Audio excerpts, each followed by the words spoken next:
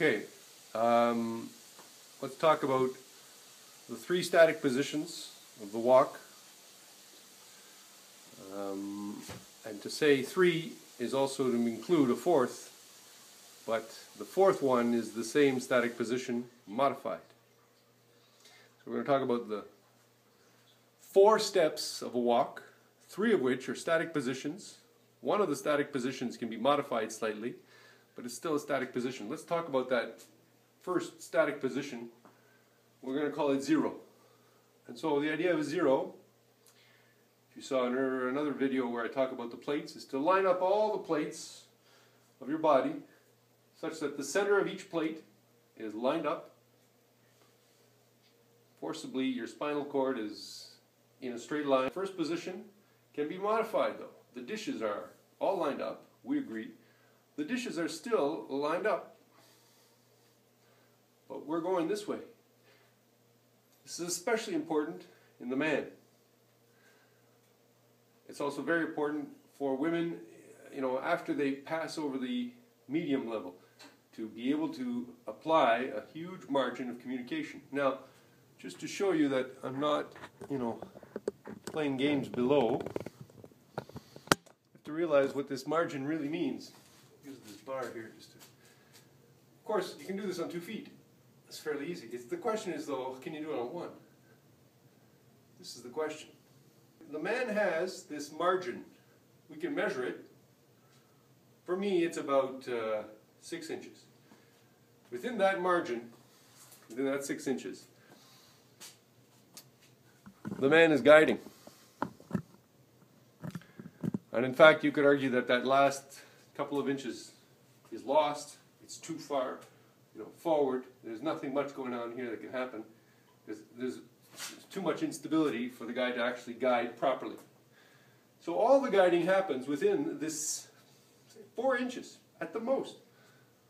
The nerf de la guerre, the war, is being fought. If you want to communicate well, it's going to be here. And if the woman wants to feel well, she has to realize that there's 4 inches of play. If she is, capable of moving herself 5-6 inches, she's never going to feel the game. Position number 0, the man is standing straight, the woman too. We're going to be both walking forward. We're going to be talking about, walking forward for both. And then there's this intermediate end, where we're leaning everything forward. All the plates are leaning forward. And then we proceed to the next step. So, the next intermediate position. 0 and 1. You'll notice between the end and the 1, there's no way to hold that position in the air. I'm falling here. I can't. Now I can. That position is now the 1 where you can now hold. Note how the legs are straight. Ask yourself how old you look if you land like this. And do you need a cane to get along in life? Or are you capable of going straight? Of course, it's harder. Because in life, we are taught to walk. We walk by falling. Where am I going now? Oh yeah, I'm going here. See? We're perpetually just falling forward. Well, now it's no longer a question of falling forward, it's a question of propulsing forward. And so, when the back leg is pushing my entire body forward, half the distance, and my other leg receives, and I'm stable in between, both knees are locked, my toes are in a sort of an open position. Closed in the back, open in the front. Let's do another step over here. 0 and 1. And we've now coming to the third position, which is essentially the 0 with the leg stuck out. Look at it walking you. 0 and 1, 2 feet. 0 and 1 and 0 and 1 and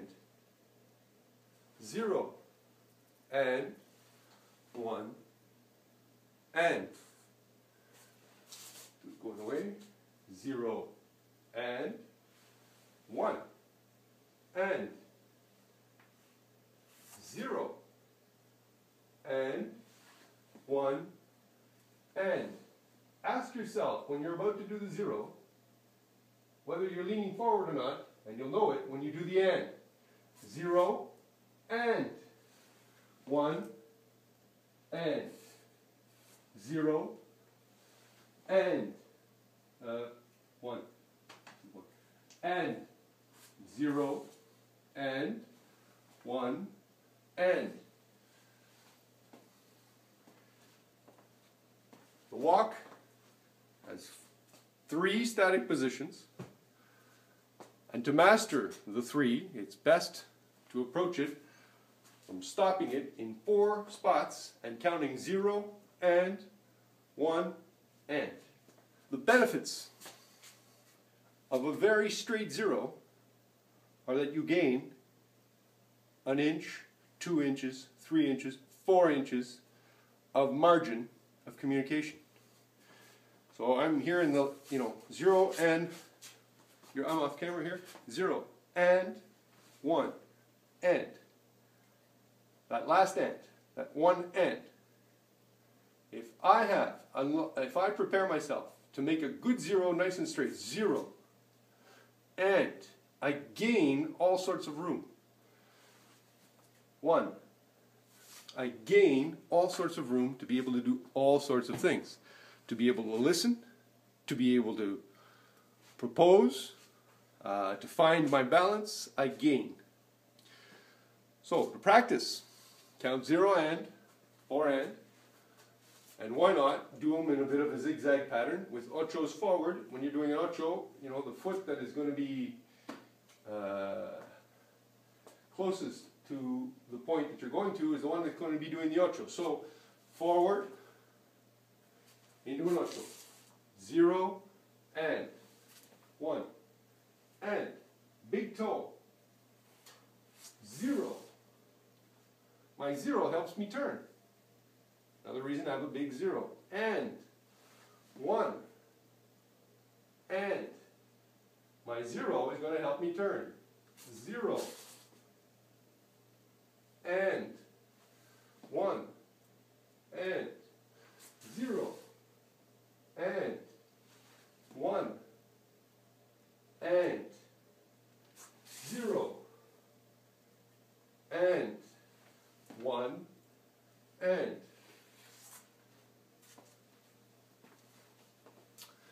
Let's look at that zigzag to do another exercise. Let's look at that ocho zigzag to do yet another exercise. The 0 and 1 and is to learn how to stabilize the psoas and the back and to assume this position. Now, assuming this position for most men and most women means you're going to have to learn to project that chest forward. Be nice and straight. Elbows high even. See if we can see it better like this. Elbows high, projecting. Elbows high means at the height. There, now we're talking. This is the back. This is a straight back. It's not easy if you have habits that make you, naturally tonic here and phasic, I guess it's called, loose in the back. You're used to typing all day. You're used to sitting all day. Then you come here and you're asked to do something different. So it's a voluntary exercise, but to grow that chest out and start to walk. So we're going to do a different timing now. The same idea. It's to do ochos forwards with a tremendous amount of spin. So, let's get on camera here. And to see why we spin finally.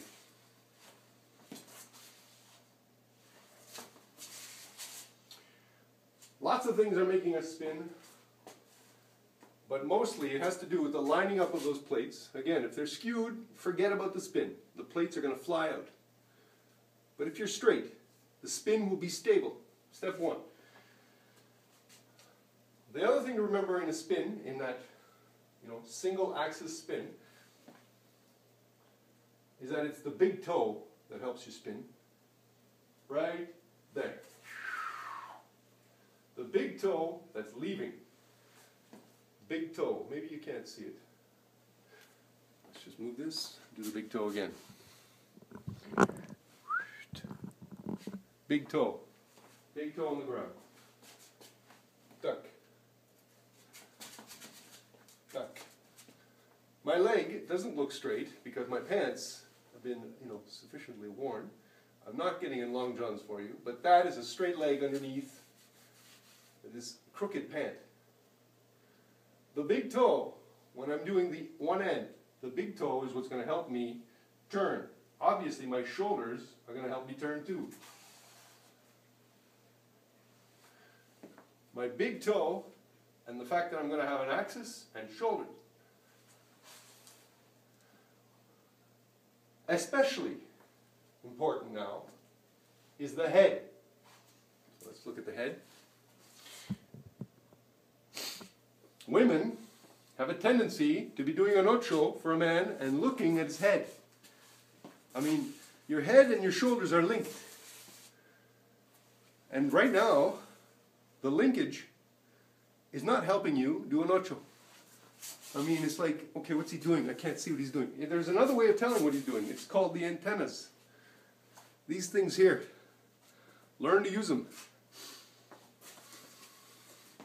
And walk like a woman. Oh, look at that. Oh, over here. My head leaves last and arrives first. My head leaves last and arrives first. My head leaves last and arrives first. I am a woman.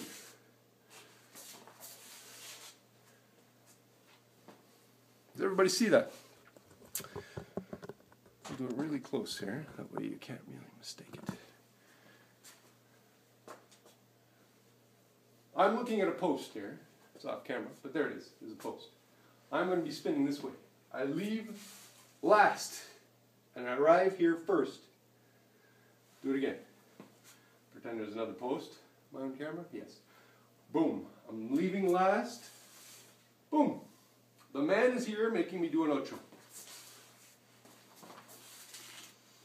The head helps me spin. Now I can, well, look at that. I now have to look where I'm going, basically, but do it late. I can do it in the other direction. It's not that hard. I can do an ocho, look in the direction. My head is going to spin completely around. I'm going to look in the other direction. But I'm going to leave here last.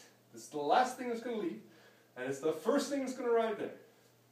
So I leave here last. Why have I still got this foot here? Doesn't work.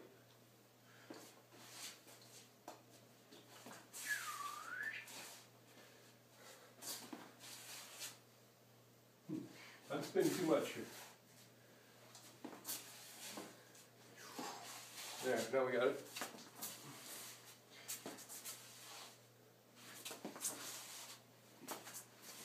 And meantime, I find my balance. I'm off camera. I find my balance. I am one-footed. Please believe me. I can't really, I can't do that.